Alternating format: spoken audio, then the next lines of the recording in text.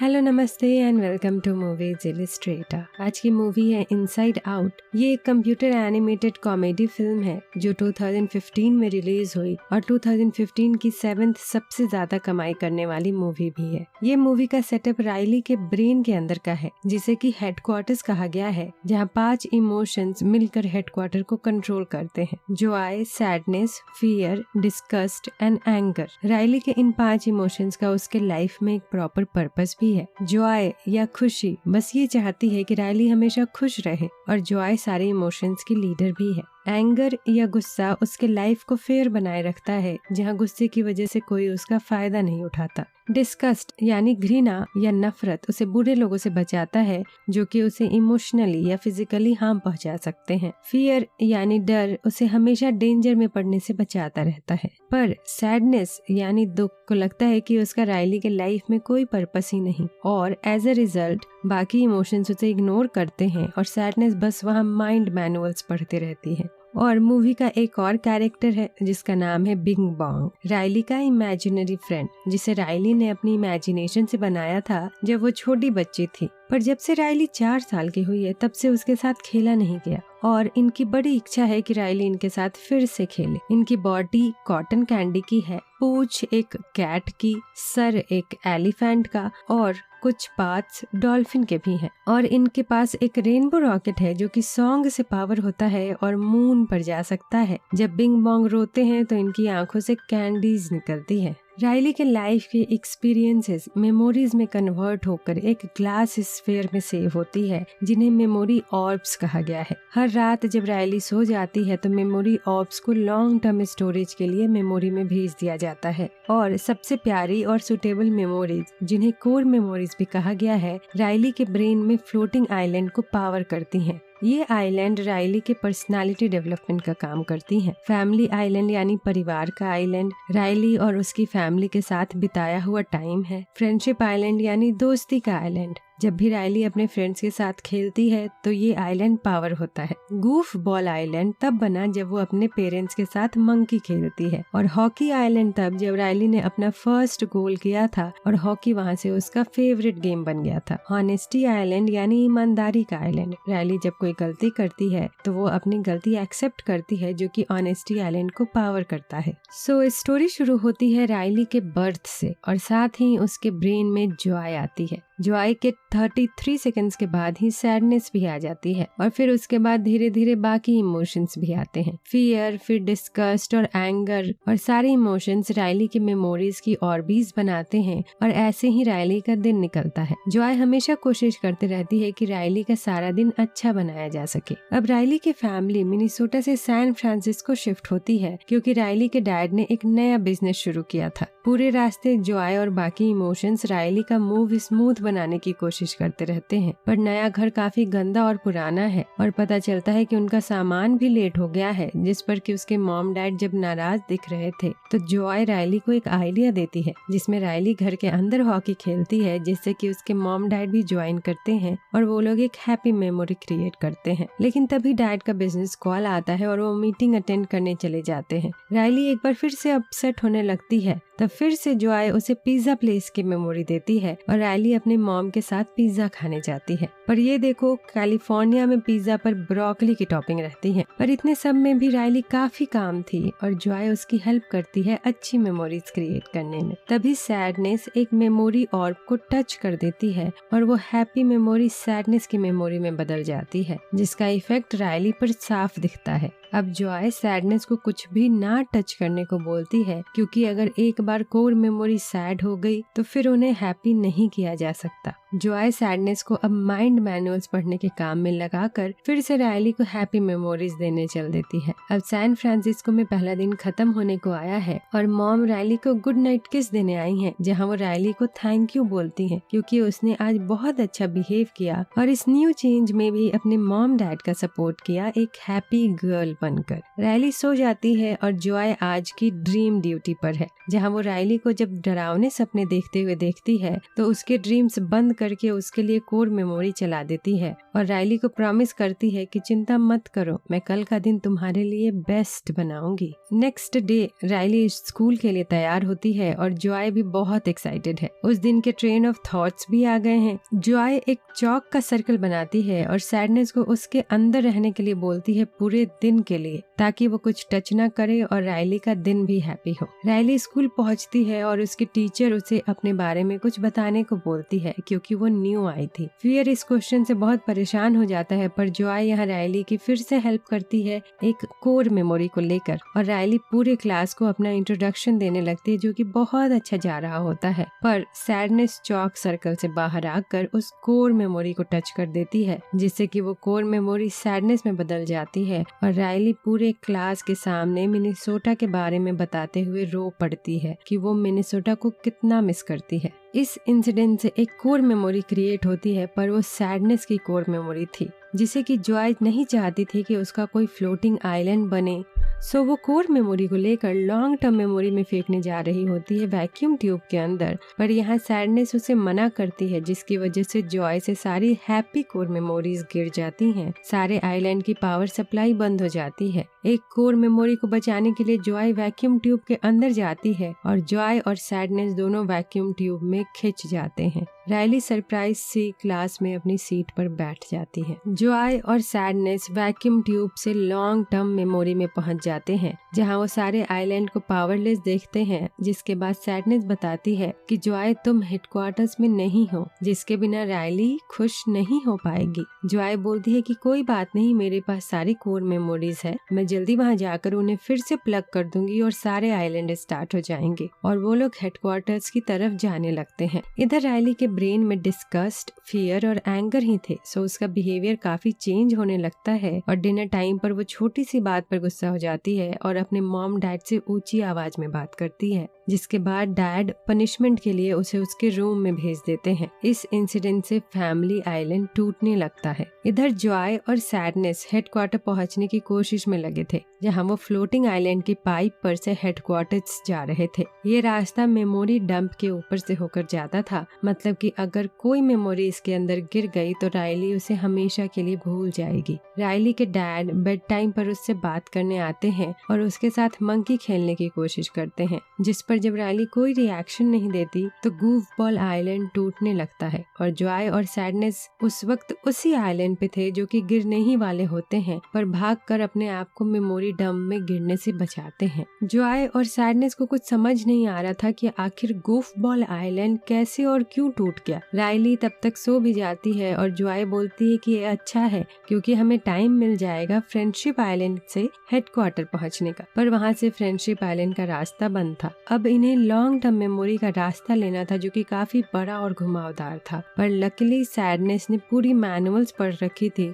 और उसे पूरा रास्ता भी याद था। पर सैडनेस सैड थी और वॉक करने को भी तैयार नहीं थी, सो जॉय उसे वहां से खींचकर आगे बढ़ना शुरू कर देती है। अब जॉय चलते चलते थक गई थी और सुबह भी हो गई, सो रायली जग भी जाती है। रायली अपने फ्रेंड से वीडियो चैट कर रही होती है और उसकी फ्रेंड उसे एक न्यू गर्ल के बारे में बताती है जिसने की रायली की ही जगह हॉकी टीम में ज्वाइन किया था। ये सुनकर एंगर हेडक्वार्टर का कंट्रोल ले लेता है और रायली गुस्से में वीडियो कॉल कट कर देती है। उसके इस एक्शन से फ्रेंडशिप आइलैंड भी टूटकर गिर जाता है और जॉय वहां तक पहुंचकर भी हेडक्वार्टर्स तक पहुंचने का रास्ता खो देती है।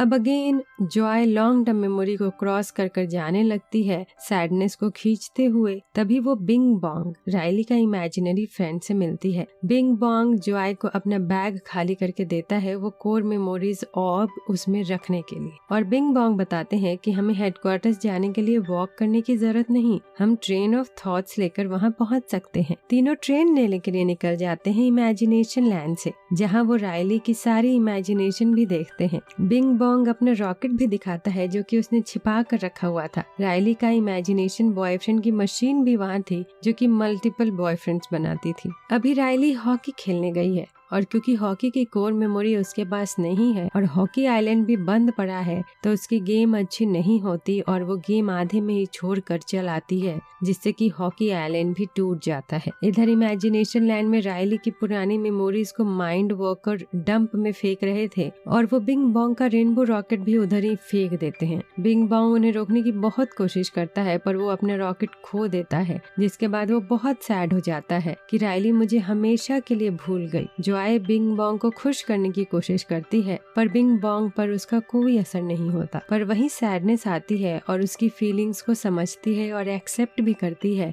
जिससे कि बिंग बॉन्ग रो पड़ता है पर साथ ही वो थोड़ी देर बाद फिर नॉर्मल भी हो जाता है। अब उनको ट्रेन मिल जाती है और तीनों ट्रेन में बैठकर हेडक्वार्टर्स की तरफ जाने लगते हैं। इधर हेडक्वार्टर में एंगर, डिस्गस्ट और फियर को हेडक्वार्टर्स को मैनेज करने में प्रॉब्लम्स आ रही थी, जिसके बाद एंगर आइडिया निकालता है कि हमारी सारी कोर मेमोरीज मिनेसोटा की बनी है, तो मैं राइली को मिनेसोटा वापस चले जाने का आइडिया दे दूंगा। फियर बोलता है कि ये तो घर से भागना हुआ, क्यों ना आज रात रुक जाते हैं और कल देखेंगे। एंगर इस बात पे मान जाता है। तभी राइली सो जाती है और ट्रेन ऑफ थॉट्स बंद हो जाता है क्योंकि वो राइली के सोते वक्त नहीं चलता। वहीं सैडनेस आइडिया देती है कि ड्रीम प्रोडक्शन में जाकर हम राइली को जगा सकते हैं। ड्रीम प्रोडक्शन राइली के ड्रीम्स बनाती थी। जॉय वहाँ एक हैप्पी मेमोरी क्रिएट करके राइली को जगाने की कोशिश करती है, पर ड्रीम प्रोडक्शन के काम में दखल देने की वजह से वहाँ के सिक्योरिटी गार्ड्स बिंग बॉन्ग को पकड़कर सबकॉन्शियस मेमोरी के जेल में बंद कर देते हैं। अब जॉय और सैडनेस उसे वहाँ से रेस्क्यू करने जाते हैं, जहाँ एक जायंट जोकर ने बिग बॉन्ग को कैप्चर कर रखा था। जॉय जोकर को झूठ बोलती है कि एक बहुत अच्छी बर्थडे पार्टी हो रही है, तो जोकर उनके पीछे आने लगता है और ड्रीम प्रोडक्शन के करंट ड्रीम पर आ जाता है, जिससे कि एक नाइटमेयर बनता है और राइली चौंक कर जग जाती है। जॉय, सैडनेस और बिंग बॉन्ग जल्दी से ट्रेन में जाकर बैठ जाते हैं और ट्रेन स्टार्ट हो जाता है। अब क्योंकि राइली की नींद टूट गई थी, सो हेडक्वार्टर्स में इमोशंस की भी नींद टूट गई थी और एंगर अब इतने गुस्से में था कि राइली को मिनेसोटा वापस जाने का आइडिया दे देता है। राइली भी वो आइडिया ले लेती है, पर बस से मिनेसोटा जाने के लिए पैसों की जरूरत थी, सो राइली अपने मॉम के पर्स से क्रेडिट कार्ड चुराती है और अगले दिन मिनेसोटा की बस की टिकट्स बुक करती है। अब इस एक्टिविटी की वजह से राइली का ऑनेस्टी आइलैंड टूटकर गिर जाता है और ट्रेन ऑफ थॉट्स के ट्रैक को भी तोड़ देता है। जॉय, सैडनेस और बिंग बॉन्ग मेमोरी डंप में गिरने ही वाले थे, लेकिन कुछ माइंड वर्कर्स उन्हें बचाते हैं और वो लोग फिर से लॉन्ग टर्म मेमोरी आइलैंड वाले पार्ट में पहुंच गए थे। और वहाँ माइंड वर्कर्स जॉय और सैडनेस को बताते हैं कि राइली घर छोड़कर भाग रही है। जॉय भागकर फैमिली आइलैंड से हेडक्वार्टर जाने की कोशिश करती है, पर फैमिली आइलैंड भी टूटने लग गया था और वहाँ से जाना बहुत डेंजरस था। जॉय को तभी वहाँ रिकॉल ट्यूब दिखता है, जिससे कि कभी कभी हेडक्वार्टर्स में मेमोरी रिकॉल की जाती थी। जॉय रिकॉल ट्यूब के सहारे हेडक्वार्टर्स जाने का डिसाइड करती है, पर रिकॉल ट्यूब एक ट्यूब था और अगर सैडनेस भी उसमें जॉय के साथ जाती तो कोर मेमोरीज टच हो जाती और सैडनेस में बदल जाती, जिसकी वजह से जॉय सैडनेस को अपने साथ नहीं ले जाती और उसे वहीं छोड़ देती है। पर ऊपर जाते हुए फैमिली आइलैंड टूटने की वजह से रिकॉल ट्यूब भी टूट जाती है और जॉय मेमोरी डंप में गिर जाती है। बिंग बॉन्ग भी उसके पीछे मेमोरी डंप में गिर जाता है, पर सैडनेस बच जाती है। इधर राइली भी अपना बैग पैक करके घर से बाहर निकल चुकी है। बिंग बॉन्ग मेमोरी डंप में धीरे धीरे डिसअपीयर भी होने लगा है। जॉय बार बार कोशिश करती है मेमोरी डंप से बाहर निकलने की, पर वो जगह बहुत ही नीचे थी तो वो निकल नहीं पाती। फिर उदास होकर बैठ जाती है और कुछ पुराने मेमोरी ऑर्ब्स को देखने लगती है, जिससे उसकी पुरानी यादें ताजा होती हैं और जॉय, जो कि खुशी है बेसिकली, वो भी रो पड़ती है। अब एक मेमोरी को देखते हुए, जो कि एक हैप्पी मेमोरी थी, पर जब जॉय उसे रिवॉल्व करती है और उस मेमोरी में पीछे जाती है तो पता चलता है कि वो एक सैडनेस की मेमोरी थी। राइली हॉकी मैच में विनिंग गोल नहीं कर पाने की वजह से सैड थी, पर मॉम डैड ने जब उसका हौसला बढ़ाया और चीयर किया तो वही सैड मेमोरी एक हैप्पी मेमोरी में बदल गई। तब जॉय को रियलाइज होता है कि मॉम और डैड ने राइली की हेल्प की क्योंकि वो सैड थी। ये सब सैडनेस की वजह से ही हुआ। अब जॉय फिर से हेडक्वार्टर्स जाने की तैयारी में लग जाती है, जिसमें वो लोग गाना गाकर बिंग बॉन्ग का रेनबो रॉकेट ढूंढते हैं, जो कि कुछ टाइम पहले ही मेमोरी डंप में फेंका गया था, और सॉन्ग की पावर से उसे राइड करते हुए वहां से निकलने की कोशिश करते हैं। बार बार ट्राई करके भी वो लोग रूफ को टच नहीं कर पा रहे थे। तभी बिंग बॉन्ग अपना सैक्रिफाइस करता है, क्योंकि रॉकेट लाइट वेट रहेगा तो ऊपर पहुंच जाएगा। और अब जॉय ऊपर पहुंच गई थी और बिंग बॉन्ग मेमोरी डंप में डिसअपियर होने लगा था। वो बस बोलता है कि रायली को मेरे लिए मून पर ले जाना। जॉय ऊपर आकर सैडनेस को ढूंढने लगती है, पर सैडनेस अब जॉय से भाग रही थी और बोल रही थी कि रायली को मेरी कोई जरूरत नहीं, मैं सब काम बिगाड़ देती हूँ। वो एक क्लाउड पर बैठकर चली जा रही थी। रायली के मॉम डैड घर आते हैं और जब रायली को घर के अंदर नहीं पाते तो उसके मोबाइल पर कॉल करते हैं, पर रायली कॉल कट कर देती है। और अब वो बस स्टॉप पर भी पहुंच गई थी और बार बार मॉम का कॉल कट करने की वजह से फैमिली आइलैंड भी टूटने लगता है। अब हेडक्वार्टर में डिस्कस्ड रियलाइज करती है कि घर से भागने का आइडिया गलत था, पर जब वो लोग वो आइडिया रायली के ब्रेन से निकालने की कोशिश करते हैं तो वो बाहर नहीं आ पा रहा था और रायली का ब्रेन का कंट्रोल पैनल भी अब ब्लैक होने लगा था और रायली कुछ भी फील नहीं कर पा रही थी। इधर इमेजिनेशन लैंड में जॉय सैडनेस को पकड़ नहीं पा रही थी, सो वो रायली के इमेजिनरी बॉयफ्रेंड की बहुत सारी कॉपीज बनाकर बिंग बॉन्ग के इमेजिनरी बैग में भर लेती है। अब सैडनेस एक तरफ उड़ती जाती है और जॉय बॉयफ्रेंड का एक टावर बनाती है, जिसे यूज करके फैमिली आइलैंड के ट्रैम्पोलिनी पर जंप मारती है और सैडनेस को लेकर सीधे जाकर हेडक्वार्टर्स की ग्लास विंडो पर लैंड करती है। डिस्कस्ड एंगर को गुस्सा दिलाकर उसकी हेड फायर से ग्लास विंडो को तोड़कर उन्हें अंदर ले लेती है, जहां सब जॉय को इस सिचुएशन को फिक्स करने के लिए बोलते हैं। वहीं जॉय सैडनेस को चार्ज दे देती है। सैडनेस जाकर वो आइडिया वाला बल्ब निकाल देती है और पैनल में फिर से लाइट आ जाती है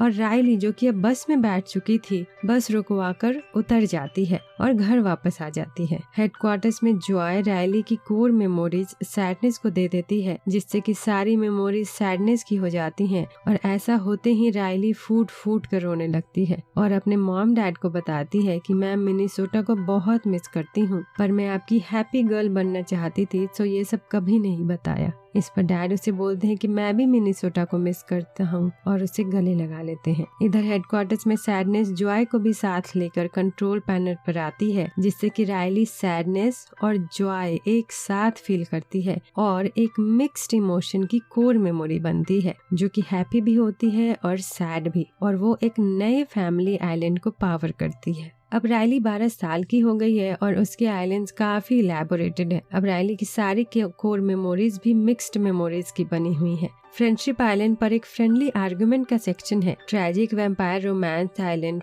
fashion island, boy band island जैसे कुछ नए आइलैंड भी बने हुए हैं। हेडक्वार्टर्स में माइंड वॉकर ने एक नया एक्सपैंडेड कंट्रोल पैनल लगाया है, जिसमें कि बहुत सारे नए फीचर्स भी हैं। रायली के पेरेंट्स उसे लेकर आइस हॉकी गेम में सपोर्ट करने आए हुए हैं और रायली मजे से आइस हॉकी खेल रही है और मूवी यहीं खत्म हो जाती है। एंड क्रेडिट सीन में हमें कुछ रैंडम लोगों और एनिमल्स की ब्रेन फंक्शन भी दिखाई गई है। मुझे इस पूरी मूवी एक कंफ्यूजन रहा है कि रायली अपने इमोशंस को कंट्रोल करती है या उसके इमोशंस उसे कंट्रोल करते हैं और उसकी लाइफ में उसके क्या डिसीजंस रहेंगे वो डिसाइड करते हैं। What do you think about it? Let me know in the comments. So if you like to watch more, then hop on to Movies Illustrated Express and ring the bell so you don't miss the train. Aloha, tata!